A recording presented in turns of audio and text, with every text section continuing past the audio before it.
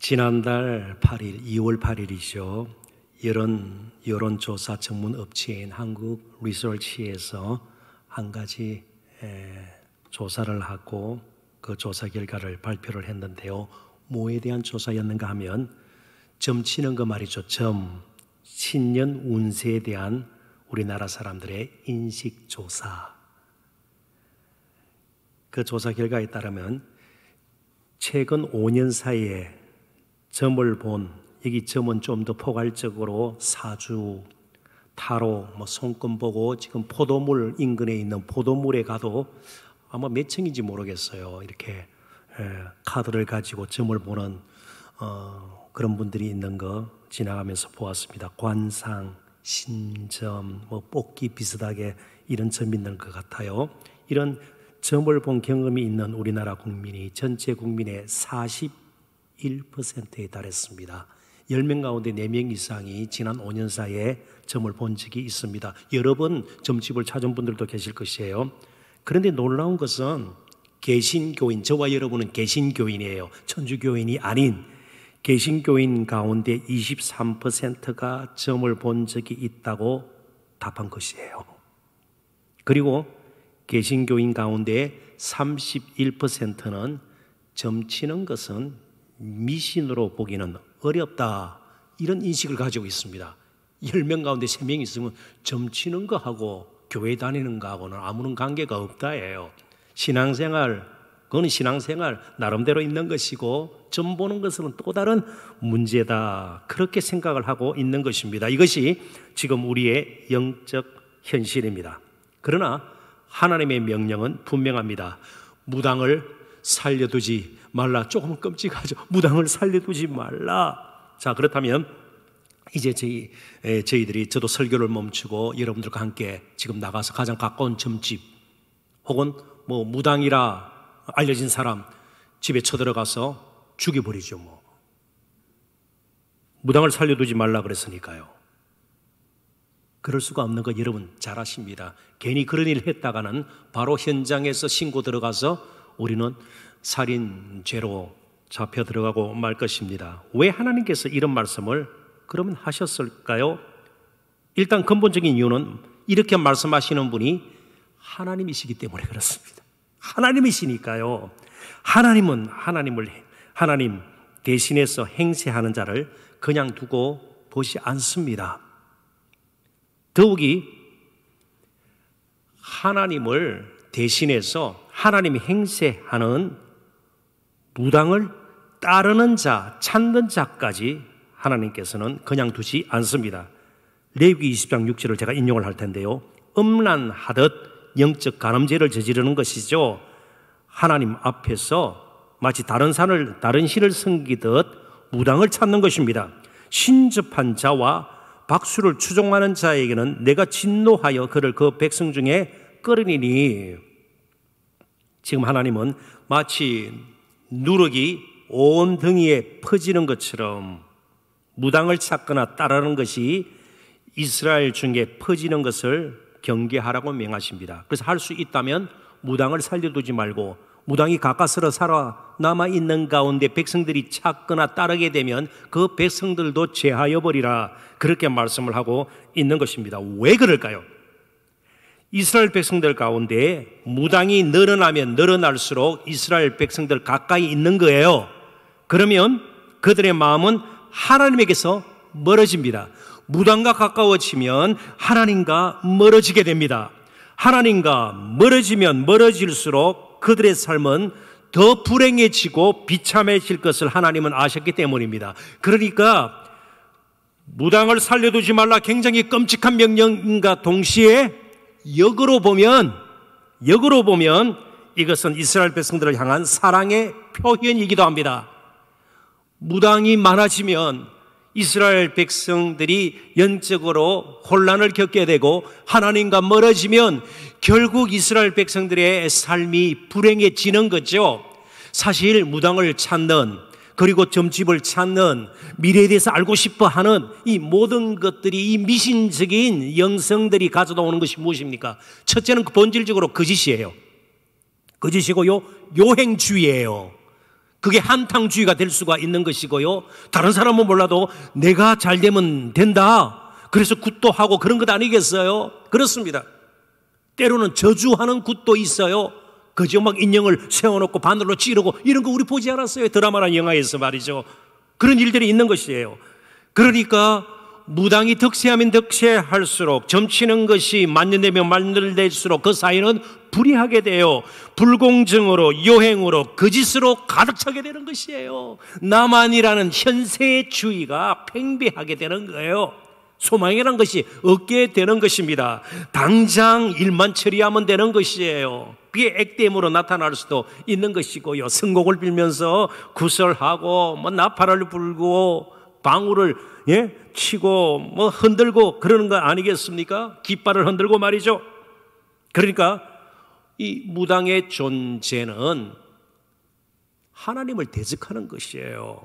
그래서 이제 이 문맥을 좀 더 살펴보고 본문을 몇 가지 측면에서 좀 더 깊이 또 다루기를 원하는데요. 이 본문이 포함되어 있는 출애굽기 20장 22절부터 출애굽기 23, 33절까지 우리가 계속 볼 테니까 앞으로요, 기회가 닿는 대로 뭐 구절을 깊이 기억할 필요는 없습니다. 바로 이 부분을 흔히 언약서라 그럽니다. 그 히브리어로는 세페르 하베리트, 영어로는 The Book of Covenant라 그러는데요. 이 언약서로 불리는 이 부분이 굉장히 이스라엘 백성들에게는 중요합니다. 십계명은 하나님께서 이스라엘 백성들에게 직접 주신 겁니다. 이 언약서는 모세를 통해서 주신 것인데, 이 언약서의 역할이 무엇인가 하면 십계명은 굉장히 간결하게 되어 있습니다. 그죠? 그래서 이 언약서는 십계명의 보다 상세한 해석 설명이고 또 구체적인 적용을 위한 말씀입니다. 그래서 42개의 명령으로 되어 있습니다. 이렇게 해라, 이렇게 하지 말라. 재산상의 다툼이 있을 때에 뭐 여러 가지 그들의 생활 가운데서 일어나는 일들에 대해서 십계명을 어떻게 구체적으로 적용할까? 그러니까 오늘 무당을 살려두지 말라, 이 말씀도 우리는 십계명으로 연결시켜야 합니다. 십계명의 두 정신이 무엇일까요? 본질이 무엇일까요? 하나님 사랑과 이웃 사랑이에요. 하나님 사랑과 이웃 사랑이에요. 이 두 가지가 무당을 살려두지 말라, 이 가운데서도 적용할 수 있는 기준 근거가 되어야 합니다. 특별히 이제 계속해서 살펴볼 것입니다만은 18절부터 20절에는 반드시 죽일 세 가지의 죄가 나옵니다. 오늘 이제 무당을 우리가 공부하게 되겠고요. 두 번째는요, 짐승과 교합하는 것. 세 번째는 거의 배교적인 하나님을 버리고 다른 신을 섬기는 것. 이런 것들이 이제 정말 나오는데 반드시 죽여야 할 세 가지의 죄입니다. 그런데 공히 이것들은 가나안의 악한 종교와 풍습 그리고 의식에 관련된 것들입니다. 그러니까 가나안을 따르는 거예요. 하나님을 따르는 것이 아니라 가나안을 따르는 것이에요. 십계명을 마음에 새기는 것이 아니라 가나안의 풍습, 가나안의 종교 의식, 그걸 흉내내는 것이에요. 그걸 마음에 담는 것이에요. 그래서 하나님께서는 하나님을 잊게 하고 하나님과 멀어지게 만드는 바로 이러한 것들 반드시 죽일 것이니라, 존재를 제거하라, 그렇게 말씀을 하십니다. 이제 그런 생각을 가지고 본문 18절을 다시 한번 보도록 하십시다. 너는 무당을 살려두지 말라. 그런데 참 재미나는 것은 여기 무당은 여성 명사형으로 되어 있습니다. 히브리어에는 명사가 여성형 그리고 남성형이 있습니다. 그러니까 여기 여성 명사형, 그러니까 무녀죠. 여자 무당 반드시 죽이라. 그러면 남자 무당은 살려두라는 말일까요? 아니에요.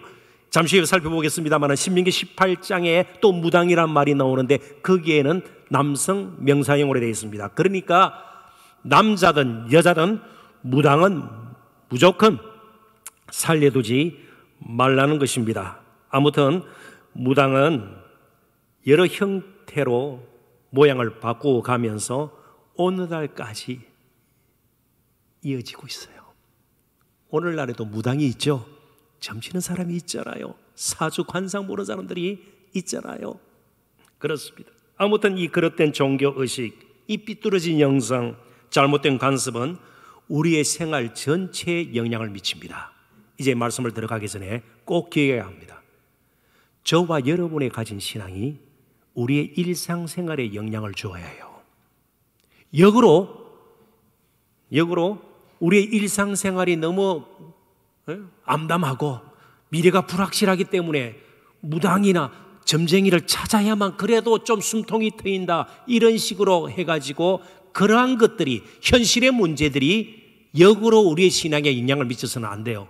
그래서 먼저 우리의 믿음을 견고하게 할 필요가 있습니다. 그래서 첫 번째 주제, 믿음의 싸움을 우리는 싸워야 하는 것이에요. 믿음의 싸움. 이스라엘 백성들은 자신들이 가진 여호와의 신앙을 지키기 위한 싸움을 계속 싸워야만 합니다. 가나안은 온갖 종류의 종교들이, 사악한 사이비 가르침들이, 비정상적인 종교 관습과 의식이 만연되어 있던 그런 곳입니다. 모든 우상과 정말 잡스러운 종교들이 다 모여있는 곳이 당시의 가나안입니다.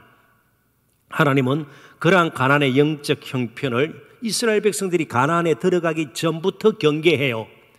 모압 평지에서 이스라엘 백성들이 마지막 모세를 통해서 하나님의 말씀을 받게 됩니다. 신명기, 되풀이 되는 하나님의 말씀, 그런 뜻이에요. 이미 쭉 되어졌던 말씀을 다시 모세의 설교 형식을 통해서 강조하는 겁니다. 가나안 땅에 들어가면 이스라엘 백성들이 이러이러한 것들을 다 보게 될 것이고 또 접촉하게 될 것인데, 다시 하나님의 말씀으로 돌아가서 그 말씀을 붙들고 하나님의 거룩한 나라로 세워져야 된다. 이게 신명기의 근본적인 내용 아니겠습니까? 그게 빼놓을 수 없는 것이 무당의 존재예요. 가나안 땅에 들어가기 전입니다. 신명기 18장 9절부터 12절, 조금 깁니다만 제가 빨리 읽어보겠습니다. 내 하나님 여호와께서 내게 주시는 땅에 들어가거든 너는 그 민족들의 가정한 행위를 본받지 말 것이니 그의 아들이나 딸을 불 가운데로 지나게 하는 자나 몰록이라는 아주 또 이상한 비정상적인 가나안의 그런 우상 숭배자들이 하는 행위예요. 아들, 딸을 바치는 거예요. 점쟁이나 길흉을 말하는 자나 요술을 하는 자나 무당, 아까 말씀드린 것처럼 남성형이 남자 무당이에요. 지는 자, 마법을 거는 자, 신접자, 신과 접하는 자, 박수. 이 박수라는 말은 신내린 자, 강신, 신내린 자. 초혼자는요, 죽은 자와 대화하는 자예요. 이전에도 우리나라에서 무슨 귀신을 쫓아내고 이러면서 저도 그 집회, 우리 교회에서 그걸 했어요. 그래서 저도 뭐 깜짝 놀랐습니다. 귀신 쫓아내고 뭐 김기동 그 이단 그쪽이에요. 그러면서 교통사고로 죽은 큰아버지의 소리를 내고 말이죠. 강사가 잘못 초청한 거죠. 저희 담임 목사님께서 말이죠. 이 죽은 자와 접하는 거예요. 다 가짜예요, 사실은요. 초혼자를 너희 가운데 용납하지 말라. 이런 일을 행하는 모든 자를 여호와께서 가증히 여기시나니 하나님께서 너무너무 싫어하세요. 이런 가증한 일로 말미암아 내 하나님 여호와께서 그들을 내 앞에서 쫓아내시느니라. 가나안 땅은요, 젖과 꿀이 흐르는 땅일 뿐만 아니고 영적으로 심히 혼탁한 땅입니다. 그러니까 우리도 이 세상 요즘 너무너무 편리하고요, 문명의 그런 혜택을 받으면서 지금 하루하루 살고 있잖아요. 그런데 너무 마음을 빼앗기지 말아야 된다는 겁니다. 지금 저와 여러분은 무서운 영적인 전쟁을 치르고 있어요. 영적인 전쟁을 치르고 있어요. 우크라이나에만 전쟁이 있는 것이 아니에요. 우리는 내적으로도 영적인 전쟁을 치르고 있어요. 정말 하나님만 섬길 것인가? 그러지 않으면 하나님 대신할 만한, 대체할 만한 것에 고개를 숙이고 무릎을 꿇고 그렇지는 않은가 우리를 살펴보아야 합니다. 만만치가 않아요. 무당 별것 아닌 것 같죠? 그렇지 않습니다. 미혹하는 영은요, 계속해서 이런 무당, 점치는 자, 미혹하는 자들을 통해서 이스라엘 역사의 마지막 순간까지 이스라엘 백성들을 영적으로 혼란 가운데 빠뜨렸습니다. 예레미야 선지자는 남쪽 유다가, 그러니까 이스라엘이 나라 자체가 없어지는 순간까지 활동했던 선지자입니다. 나라가 망할 때 말이죠. 그래서 예레미야 선지자 27장 9절에 보면 그때도 여전히 이런 무당 계통의 사람들이 있었던 것을 보게 됩니다. 너희는 너희 선지자나 복술가나 꿈꾸는 자나 술사나 요술자가 이르기를 너희가 바벨론 왕을 섬기게 되지 아니하리라 하여도 너희는 듣지 말라. 하나님께서는 예레미야 선지자를 통해서 이미 하나님께서 이스라엘은 멸망하게끔 작정이 되어 있으니, 그러니까 오히려 바벨론에게 무릎을 꿇으라, 그리고 때를 기다리라. 그런데 거짓 선지자들과 이런 무당계통의 사람들은요, 아니다, 우리에게 그런 일이 일어날 수가 없다. 거짓 평화를 공포하고 이스라엘 백성들의 마음을 그들이 붙잡고 있었던 겁니다. 무슨 말이에요? 가나안 땅에 들어가기 전에 경계했고요, 가나안 땅에 무당들이 있고요, 그리고 그 무당들은요, 출애굽한 이스라엘 백성들이 시내산 광야에서 이 출애굽기서를, 지금 언약서를 받지 않아요. 십계명을 받지 않아요. 그로부터 1000년이 지난 예레미야 선지자 당시에도 무당은 존재했다는 겁니다. 뿌리 뽑기가 힘들다는 거예요. 무당 건절이 결코 쉬운 일이 아님을 우리에게 보여줍니다. 그래서 신앙생활을 너무 쉽게 생각하는 경향들이 있어요. 시간 나면 교회 좀 와서 예배 드리고요, 조금 그래도 믿지 않는 사람들보다 조금 나은 도덕적인 삶을 살고, 아니에요. 저와 여러분은 지금 영적인 싸움을 싸우는 사람들이에요. 영적인 전쟁을 치르는 사람들이에요. 자, 그렇다면 무당의 역할은 크게 두 가지입니다. 첫째는 미래를 예측하는 거예요. 또 한 가지는요, 미래를 바꾸는 겁니다. 굿하는 이유가요, 지금 병에 시달리면 병에서 벗어나고요, 사업하는 것마다 쫄딱 망하니까 미래를 좀 바꿔보자, 그래서 구슬하는 거예요. 그렇습니다. 무당의 역할은 미래를 예측하는 거예요. 다 궁금하잖아요. 불확실한 미래, 누구와 결혼을 할까, 어디로 이사를 갈까, 어디에 투자를 할까, 사업을 시작할까 등등 미래에 대한 그런 궁금증, 이런 것들을 무당들이 해결해 주는 것처럼, 그리고 미래를 바꾸어 주는 것처럼요, 이 모든 것들이 하나님을 대적하는 것이 교만하기 이를 데 없는 자입니다. 가장 교만한 것이죠. 하나님 행세를 하니까요. 자, 그러니까 이스라엘 싸움은요, 근본적으로 더 많은 짐승을 거느리고 더 많은 토지를 차지하기 위한 그런 싸움이 아니에요. 여호와의 신앙을 지키기 위한 믿음의 싸움이에요. 믿음의 싸움. 하나님만 섬길 것인가, 우상 숭배도 할 것인가 말이죠. 그런데 우리가 참 안타깝게도 이스라엘 백성들이 왕조에 따라서 또 선지자, 특정한 선지자 시대에 좀 종교개혁, 소위 종교개혁을 하려고 애를 쓰던 적이 있어요. 그럴 때 공적으로는요, 바알 우상숭배, 아세라 우상숭배 이런 것들을 금하고 그랬는데, 이스라엘 역사상 끝까지 버티면서 남아있었던 것이 산당이에요. 산에 제단을 만들어 놓고, 거기서 무당 비슷한, 그러니까 상신령만 모셔놓고 그런 거 있잖아요. 사당 같은 거 말이죠. 그런 비슷한 일들은 계속되어졌습니다. 굉장히 뿌리가 뽑아요. 이건 싸움의 대상이에요. 싸움의 대상이에요. 그러지 않으면, 그러니까 소위 말하는 민간신앙, 어떤 공적인 이스라엘에 선지자가 있고요, 요시아라는 히스기야, 그런 임금 때는요, 상당히 우상 숭배에 대해서 공적으로는 많이 그래도 정리가 되고, 그렇지만요, 민간신앙은 달랐다는 겁니다. 그래서 오늘 우리들도요, 여간에서 믿음을 지키지 않으면 자신도 모르는 사이에 미신적인 신앙, 요행주의적인 신앙, 무속적인 신앙으로 변질될 가능성은 충분히 있다는 것이에요. 대표적인 인물이 사울 임금입니다. 이스라엘의 첫 번째 왕이에요. 하나님과 관계가 엉망이 되어버렸습니다. 불순종을 거듭하면서 이제 인격적으로 하나님을 만나고 하나님의 음성을 듣고 하나님의 뜻에 자신의 뜻을 굴복하고 이런 일이 이제 없어져 버렸어요. 그러니까 마지막 궁지에 몰리니까 그가 했던 일이 무엇입니까? 신접한 여인을 찾아간 거예요. 사무엘상 28장에 잘 나오지 않아요? 거기 가서, 그것도 거짓이죠, 죽은 사무엘이 막 떠오르면서, 그죠? 이거 다 헛된 것이에요. 아무런 변화를 일으킬 수 없어요. 하나님은 이미 다윗을 그 다음 왕으로 세워놓으셨기 때문입니다. 믿음이 견고하지 못하면 틀림없이 미신적으로 흐를 수밖에 없어요. 딴 데서 자꾸만 위로를 받으려고 하고요, 딴 데 소망을 두고요, 그리고 딴 것을 의지하게 된단 말이죠. 폴 트림 목사님의 말을 이쯤에서 제가 인용하지 않을 수가 없습니다. 믿음은 우리에게 당연한 일이 아닙니다. 듣지도 보지도 만지지도 못하는 어떤 존재에게 자신의 과거, 현재, 그리고 미래를 통째로 맡긴다는 것이 우리에게 자연스럽지 않은 일입니다. 의심이 오히려 더 자연스러운 일입니다. 그냥 시간이 지나면서 믿음이 성장하는 법은 없습니다. 무당이 훨씬 더 이스라엘 백성들 가운데 가까이 있었음을 우리는 기억해야 합니다. 믿음의 싸움은 계속해서 우리가 행해야 될 일인 것이에요. 두 번째, 거룩의 열망입니다. 무당을 찾지 않고 하나님과 관계를 맺으면서 이스라엘 백성들은 거룩한 열매를 맺도록 하나님의 거룩함과 의로움을 선포하도록 가나안 땅으로 들어가게 된 것입니다. 가나안 다른 족속들과 달라야만 했습니다. 가나안 사람들의 풍성하고 안락한 삶을 그렇게 흠모하고 그들의 삶의 방식을 흉내내어서는 안 되었습니다. 레위기 20장 26절 27절을 봅니다.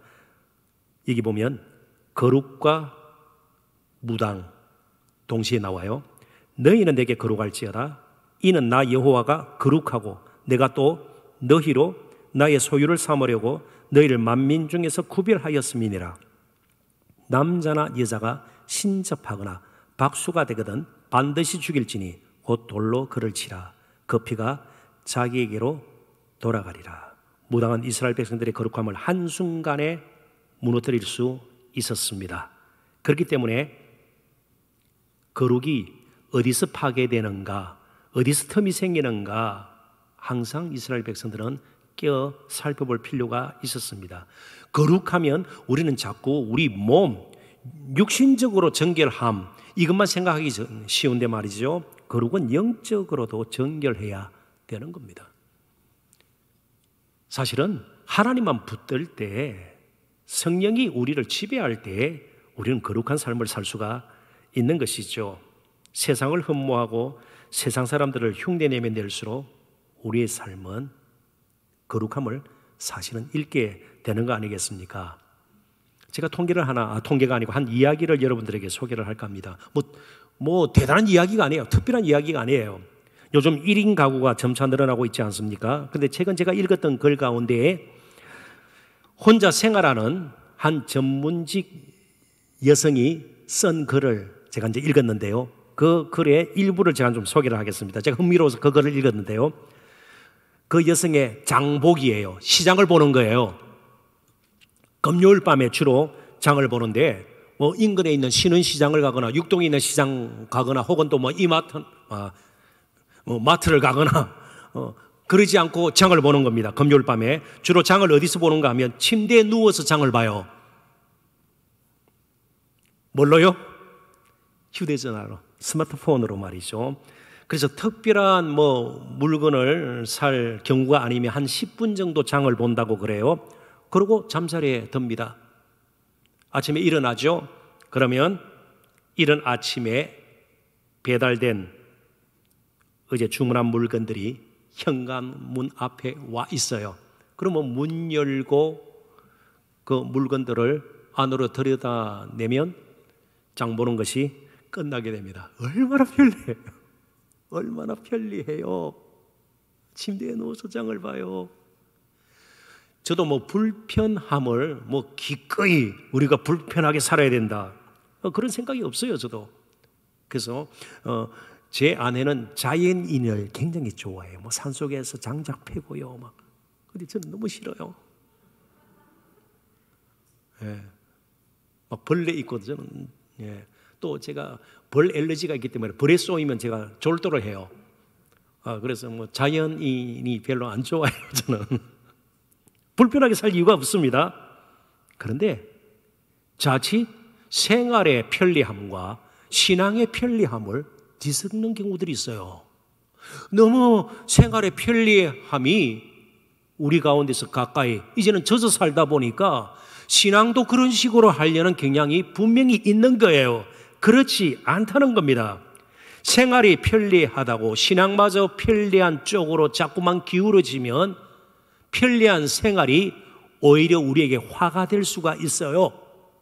독이 될 수가 있어요. 우리에게 불행을 가져다 주는 생각지도 못했던 짐이 될 수가 있는 것이고요. 우리를 넘어뜨릴 수 있는 그건 진정으로 복이 아니에요. 화가 되는 것이죠. 그래서 우리는 때로는 새벽에 일어나 기도할 필요가 있는 거예요. 일정 기간 집중적으로 하나님을 만나는 시간을 가질 필요도 있습니다. 지속적으로 말씀을 들을 수도 있어야 합니다. 그래서 우리는 40일 동안 공동체 성경 읽기를 시작한 것이에요. 중보기도 사역이 정해진 시간에 주어진 기도 제목을 가지고 서로를 위해서 뜨겁게 기도하는 일이 1시간 정도 자신의 맡은 기도의 몫을 가지고 기도하는 게 다 필요한 거예요. 불편하죠. 불편하죠. 그렇습니다. 정해놓고 기도한다는 것이 쉽지가 않아요. 불편해요. 이 자리에 나와 계신 이 저녁 시간에 사실은 뭐 그렇게 육신적으로 편한 시간은 아니에요. 그렇습니다. 다 바쁘고 힘들고 지치기 쉬운 현대 생활 가운데, 요즘의 생활 가운데에 정말 신앙의 편리함을 따라서 자꾸만 그쪽으로 기울어다 보면 결국 우리 생활 전체가 무너지고 마는 것입니다. 무속지고 미신적인 신앙을 이제 버리고 말씀의 견고한 터 위에 우리 인생의 집이, 가정이, 교회가 세워져야 할 것입니다. 시편 19편 7절 8절에 보면 이제는 우리에게는요 그런 미신적인 신앙이 아니라 말씀 중심의 신앙, 말씀의 터 위에 견고하게 쓰는 믿음의 삶, 이제 우리는 살아야 된다는 거예요. 시편 19편 7절 8절입니다. 여호와의 율법은 완전하여 영혼을 소성시키며 여호와의 증거는 확실하여 우둔한 자를 지혜롭게 하며 여호와의 교훈은 정직하여 마음을 기쁘게 하고 여호와의 계명은 순결하여 눈을 밝게 하시도다.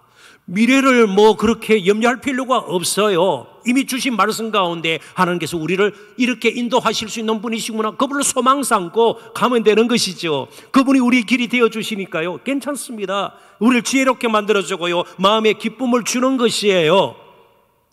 무당이 우리를 지혜롭게 해요? 아니요. 무당이 우리의 눈을 밝게 해요? 아니요. 무당이 우리에게 윤리, 도덕적인 의식을 다시 한번 되살아나게 해요? 아니에요. 절대로 그렇지가 않습니다. 자, 그러므로 우리는 거룩의 열망을 품어야 합니다. 나는 거룩한 신분의 사람으로 부름을 받았으니 이제는 세상 풍조, 다른 사람들이 누구를 찾든 누구를 붙들든 무엇을 의지하든 그것과 관계없이 우리는 계속해서 우리 안에 있는 복음으로 말미암는 그 신앙을 계속 견지할 필요가 있는 겁니다. A.W. 톨즈 목사님의 말 짧지만 제가 인용합니다. 그리스도인의 가장 큰 적들 가운데 하나는 바로 종교적 자기 만족입니다. 나는 됐다, 이 정도면 됐다가 아니에요.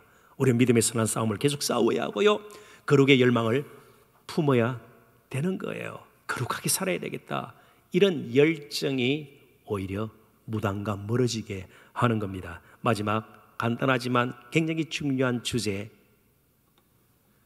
이제 나누고 말씀을 맺을까 합니다. 인도의 확신을 가지세요. 하나님께서 우리를 인도하십니다. 하나님께서 우리를 인도하세요.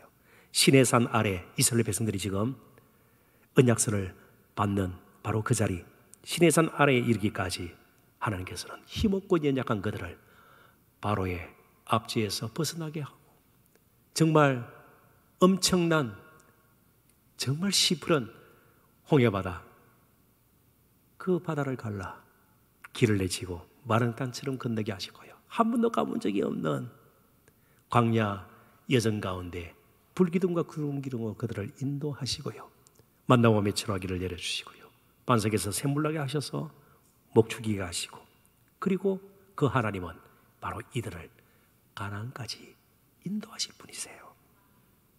자, 그렇다면 이렇게 정리하면 어떨까요? 미래를 미리 보고 아는 것보다 더 중요한 것은 순간순간 하나님의 인도를 받고 하나님과 동행하는 것이에요. 순간순간 매일 영적인 하늘의 만나를 먹고 매일매일 기도로 하나님과의 사귐, 교제가 깊어지고 복음 가운데 나타난 주 예수 그리스도의 그 사랑, 그 은혜, 그 영광, 아름다움을 사모하면서 하루하루를 사는 것, 이게 우리의 기쁨이고 소유예요. 가장 값진 자산이에요. 그러나 미혹하는 영은 계속해서 예수 그리스도와 멀어지게 하고요, 말씀과 멀어지게 하려고 온갖 수단 방법을 가리지 않고 다가옵니다. 고린도후서 4장 4절, 그 중에 이 세상의 신이 믿지 아니하는 자들의 마음을 혼미하게 하여 그리스도의 영광의 복음의 강체가 미치지 못하게 함이니 그리스도는 하나님의 형상이니라. 말씀을 맺습니다. 우리에게는 무당이 아니라 예수가 계십니다. 무당이 아니라 예수가 계십니다. 그분이 지금 영으로 우리 안에 계세요. 보혜사로 계세요. 그래서 깨우쳐 주세요. 생각나게 하세요.